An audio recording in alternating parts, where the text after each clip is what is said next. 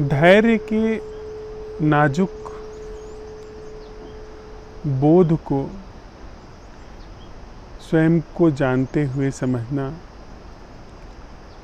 अपरिहार्य है।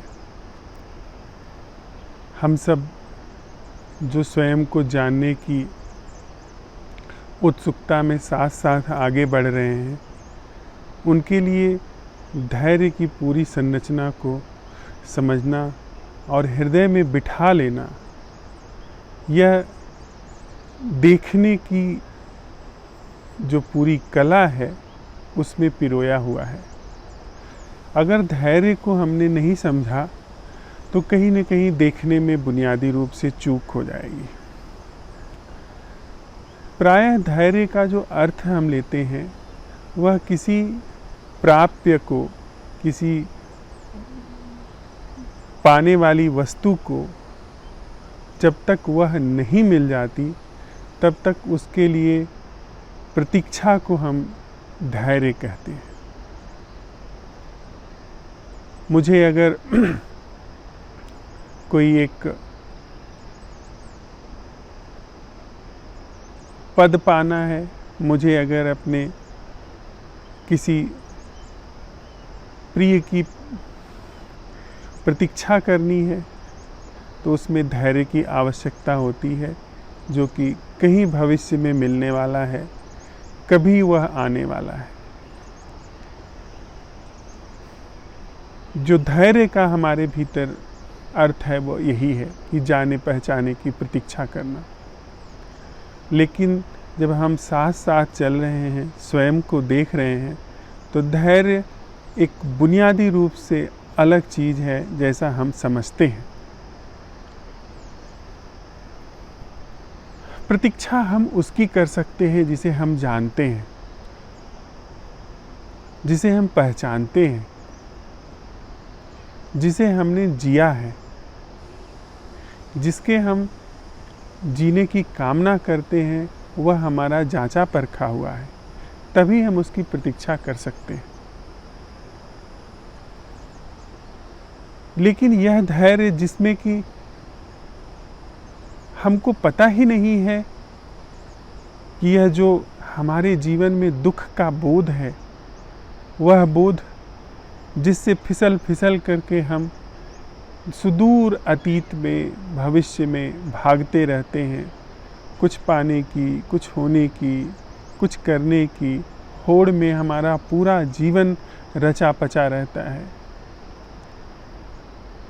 जिस दुख से, जिस एहसास से, जिस अपने होने से हमारा सदा ही पलायन बना रहता है, उस पलायन को जब हम, उस पूरी संरचना को हम जिससे सारी तथाकथित हमारी जीवन की क्रिया घटित हो रही है, उसको जब हम समझने चल रहे हैं तो हमें कुछ भी नहीं पता है कि इस संरचना की समझ में यह जो मैं हूँ, जो हमेशा, जो हर क्षण अपनी जगह पर जहाँ मैं अपनी को पाता हूँ वहाँ पर असहज महसूस कर रहा हूँ, वह मैं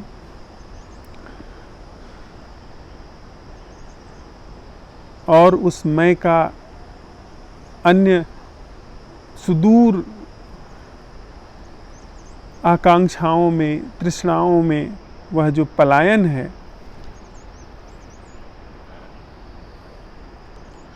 उसको जब समझने की मनसा से मैं भरा हुआ हूँ, उसको देख रहा हूँ, तो सवाल यह उठता है, बार बार यह सवाल उठता है कि यह अगर समझ लिया गया, यह अगर झूठ ठहर गया तो फिर क्या हाथ लगेगा। अक्सर हम लोगों के भीतर यह सवाल उठते हैं कि अगर मैं ही न रहा, यह संस्था ही नहीं रही, तो अगर प्रसाद बरस भी गया तो उसका अर्थ क्या होगा, वह किसके प्रयोजन में आएगा, कौन उसका भोगी होगा। उसकी हम लोगों ने जांच पड़ताल कर ली कि हमको कुछ भी नहीं पता है जब यह मैं की संस्था या मैं का बोध समझ लिया जाएगा, जो कि पलायनों में सदा तत्पर रह रहा है, तो वहाँ पर क्या हाथ लगेगा, वह हमको कभी भी ज्ञात नहीं हो सकता, कभी भी पता नहीं चल सकता। लेकिन अभी जो यह बोध है यह दुखदाई है, यह पीड़ा में है, तो कम से कम यह दुख तो न होगा, यह संताप तो न होगा, यह सतत चलने वाली जो अपने भीतर पीड़ा है यह तो न होगी। तो साथ चलते चलते हम लोग इस बिंदु पे पहुँचे हैं कि हमारे सामने न कोई आशा है, और जो है वह भी छूटा जाता है, जो है वह भी व्यर्थ होता जाता है। हमने जिसे प्रेम समझा वह प्रेम नहीं सिद्ध हुआ, उसको हमने जब जांचा परखा हमने पाया कि वह झूठ है। हमने जिसे संबंध समझा था, जब खुद को देखने में हम उतरे तो हमने पाया कि वह सारे संबंध झूठ हैं, उनकी प्रकृति झूठ है, उनकी बनावट झूठ है। हमने जिसे जीवन समझा था वह सारा जीवन ही झूठ है, हम ही झूठ हैं, वह जो जीने चला था वह ही मिथ्या है। अब ऐसी स्थिति में भविष्य में क्या हाथ लगना है, क्या जीवन है, वह हमको नहीं पता है। और जो जीवन अभी जाना पहचाना था वह जांचने परखने में वह भी गलता जाता है। तो एक अजीब सी स्थिति, एक ऐसी बेचैनी, एक ऐसा अंदर उफान होना स्वाभाविक सा है। वहाँ पर धैर्य क्या है यह समझना बहुत ही समीचीन हो जाता है। हम जब साथ साथ चलते हुए खुद का अन्वेषण कर रहे हैं, खुद का परीक्षण कर रहे हैं, और उसमें हमने पाया है कि यह जो अधीर होता है, यह जिसका धैर्य खोता है, वह झूठा है, वह कृत्रिम है, वह बनावटी है। तो वहाँ पर इसके अधैर्य का, इसके अधीर होने की भी सत्ता झूठी हो जाती है, इसके अधीर होने का बोध भी झूठा हो जाता है। और जब यह मैं और इसके अंदर जो वह पुराना ढंग, पुराना ढांचा काम करता रहता था, जो कि हमेशा इसको किसी चीज़ को पाने के लिए, किसी चीज़ में होने के लिए, कहीं पर पहुंचने के लिए उसके अंदर एक बेचैनी निर्मित करता था, एक लक्ष्य निर्धारित करता था, और उसके माध्यम से धैर्य के माध्यम से वो वहाँ पर धीरे धीरे पहुँचता था। जब वह संरचना ही झूठी हो गई तो उसके साथ यह उसका ढंग जो धैर्य का था वह भी झूठा हो गया। इसलिए यदि हम साथ साथ चल रहे हैं और हमने सच में ही अपने जीवन का परीक्षण किया है, जांच की है, तो वहाँ पर यह जैसे ही यह संस्था जिसे हम मैं कहते हैं वह अगर कृत्रिम साबित हो जाती है, कृत्रिम सिद्ध हो जाती है, तो उसका यह जो अधैर्य है वह भी कृत्रिम है। यह जो हमारे अंदर एक बेचैनी है, जो एक बेचैनी का भाव हो रहा है साथ साथ चलते हुए, कि जो जाना पहचाना था वह तो छूटा ही, जो आगे मिलने वाला है उसका कोई अता पता नहीं, तो यह जो अधैर्य की बात उठ रही है, तो कहीं न कहीं कोने में, कहीं न कहीं बहुत गहरे तल में अभी भी यह बोध, यह समझ बनी हुई है कि यह मैं की संरचना जो है वह अभी पूरी झूठी नहीं है, पूरी कृत्रिम नहीं है। तो कुछ न कुछ यह जो अधैर्य है, यह जो अधीर होना है, यह संकेत कर रहा है कि कहीं न कहीं वह मैं अभी अपनी बीज रूप में वहाँ पर बना हुआ है। वह अंकुरित होने के लिए अधैर्य के रूप में संकेत दे रहा है। वह अवसर पाते ही अंकुरित हो जाएगा, वह अवसर पाते ही बाहर आ जाएगा। तो अगर हमने यह समझा है तो इस अधैर्य के सूत्र से, इस अधैर्य की सीढ़ी से अपने उस मैं तक पहुंच सकते हैं, इस जो कि अभी कहीं न कहीं अपने को यह समझ रहा है कि मैं पूरा कृत्रिम नहीं हूँ, मैं पूरा दुख की संरचना का मूल नहीं हूँ। तो जहाँ पर यह अधैर्य हमारे लिए बेचैनी का सबब बन रहा है, जहाँ यह अधैर्य हमारे लिए बेचैनी का कारण बन रहा है, वहीं पे यह अधैर्य भी सहयोगी हो जाता है। इसी अधैर्य की सीढ़ी से हम अपने उस गहरे तल पर उतर जाते हैं, जहाँ पे वह मैं का एक कोने में बैठा हुआ बोध है, जो अपने को ऐसा समझ रहा है कि मैं पूरा झूठ नहीं हूँ। वहाँ हम पहुँच करके, वहाँ अपनी तरफ देख करके, झांक करके, जाग करके उस बीज को भी दग्ध कर सकते हैं। तो जब अधैर्य की कोई भी रेखा नहीं रहती है, यानी उस कृत्रिम मैं की कोई रेखा नहीं रहती है जिस पे अधैर्य की संरचना फलती फूलती है या जीवन पाती है, झूठे रूप में जीवन पाती है पर जीवन पाती है, तो वहाँ पे फिर जो है वह सही अर्थों में धैर्य है। वहाँ पे कहीं पहुँचने की आकांक्षा नहीं है, कोई गंतव्य नहीं है, कोई प्रस्थान नहीं है, जो है सो है। अगर दुख है तो दुख है, और वह दुख अपने बोध से, अपने जागरण से वह मगर गल जाता है, तो दुख के बाद जो दुख मुक्ति का बोध है वह दुख मुक्ति का बोध है। बोधकर्ता के बिना वह जो दुख मुक्ति का बोध है वो वहाँ पे है। और जब यह दुख की पूरी संरचना अपनी बंधन और अपनी मुक्ति के भी पार निकल जाती है, तो वहाँ पर जो है वह शायद अपरिमेय है। उसको न हम शब्दों में कह सकते हैं, न हम उसको आकृतियों में ढाल सकते हैं, न हम उसको सोच सकते हैं, न हम उसको अनुभव में ला सकते हैं।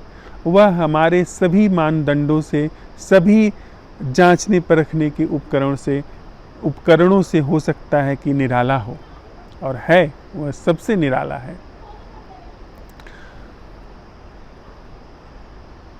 और वहाँ पर यह अपने साथ ठहरने का, जो यह अपने साथ होने की, जस का तस होने की, यानी जो मेरा अनुभव है वही मैं हूँ, मेरे अनुभव में और मुझ में कोई अंतराल नहीं है, कोई विभाजन नहीं है। जो मेरा विचार है वही मैं हूँ, मुझ में और मेरे विचार में कोई विभाजन नहीं है, मुझ में और मेरी भावनाओं में कोई विभाजन नहीं है। जब इस तथ्य को, इस वास्तविकता के साथ जीवन बढ़ रहा है, तो वहाँ पर वह एक अनूठे धैर्य के साथ बढ़ रहा है, जिसमें कहीं पहुँचना नहीं है, और जो कुछ प्रस्फुटित हो रहा है वह एक तरह से जिस जमीन पे वह सब कुछ प्रस्फुटित हो रहा है, उस जमीन को हम धैर्य कह सकते हैं। पर वह धैर्य उस केंद्र का धैर्य नहीं है, उस कृत्रिम मैं का धैर्य नहीं है, जो कि पहले धैर्य के रूप में हम समझते थे। वह धैर्य नहीं है जिसका विपरीत अधैर्य होता है, अधीर होता है। यह ऐसा धैर्य है जिसके विपरीत में अधैर्य का जन्म हो ही नहीं सकता।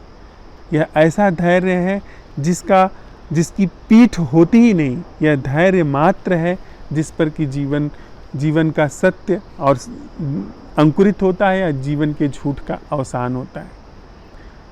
तो हमने आपने साथ साथ चलते हुए धैर्य की संरचना का परीक्षण किया, जिसे हम धैर्य समझते हैं, उसकी संरचना का परीक्षण किया, जिसमें कि धैर्य और अधैर्य एक दूसरे से जुड़े हुए हैं, और साथ ही साथ प्रकारांतर से, छिपे हुए ढंग से हमने उस चीज़ के विषय में भी अंतर्दृष्टि अपने अंदर खोली, जिस पर कि यह असत्य के बोध का, मैं के मैं की संरचना के बोध का प्रस्फुटन होता है, और साथ ही साथ इस मैं के बोध के साथ, यानी मैं के विसर्जन के साथ, वह जो मैं के पार का जीवन है वह उसी धैर्य की भूमि पर प्रस्फुटित होता है।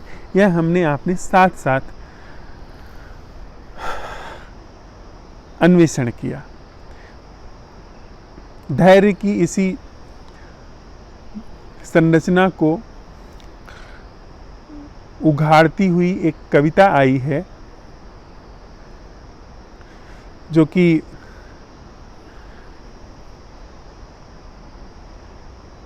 काव्यात्मक ढंग से इस तरह से है। देवी धीर धारो, देवी धीर धारो, फिर पुकारो, प्राणों से उचारो, जिसने भी ठीक से पुकारा है वह सुना ही गया है। देवी धीर धारो, फिर पुकारो, प्राणों से उचारो, जिसने भी ठीक से पुकारा है वह सुना ही गया है। तुम्हारा प्रियतम दूरी से भी दूर होगा,